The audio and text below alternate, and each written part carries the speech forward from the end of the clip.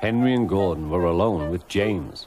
Although the Fat Controller was beginning to think well of him, whenever a chance came, the other engines would talk of nothing but bootlaces.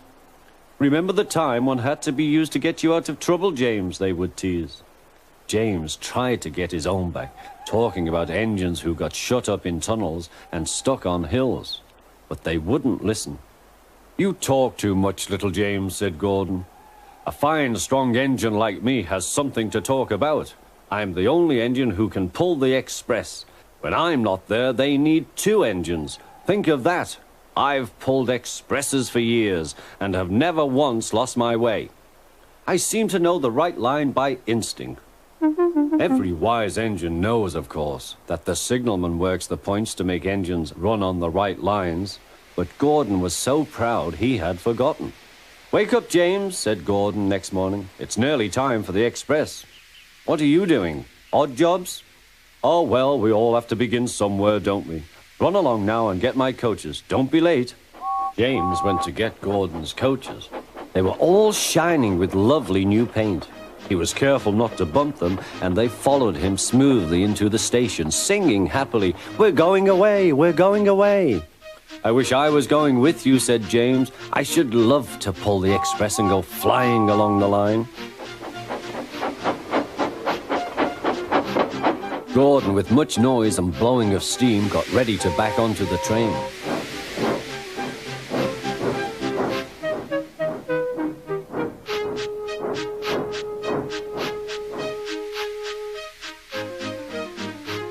The Fat Controller was on the train with other important people, and as soon as they heard the guard's whistle, Gordon started.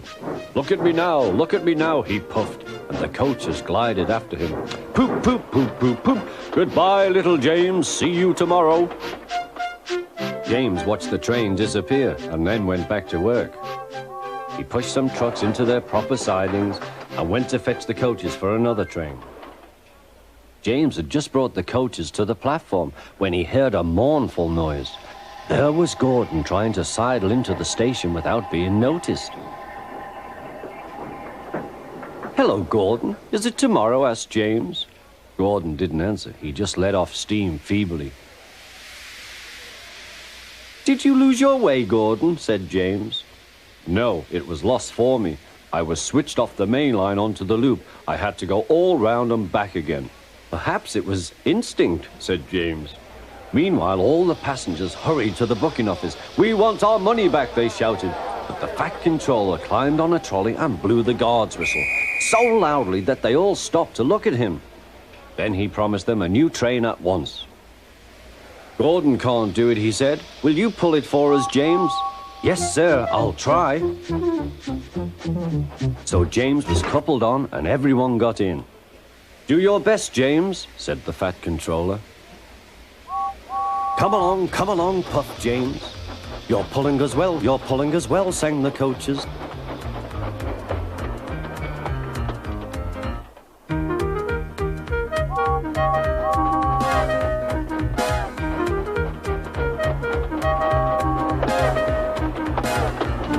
Bridges and stations flashed by, the passengers cheered, and they soon reached the station. Everyone said thank you to James, and the Fat Controller was very impressed. "Well done," he said. "Would you like to pull the express sometimes?" "Yes, please," answered James. Next day, when James came by, Gordon was pushing trucks. "I like some quiet work for a change," he said. "I'm teaching these trucks manners. You did well with those coaches, I hear." "Good, we'll show them." And he gave his trucks a bump. James and Gordon are now good friends. James sometimes takes the express to give Gordon a rest. Gordon never talks about bootlaces, and they are both quite agreed on the subject of trucks.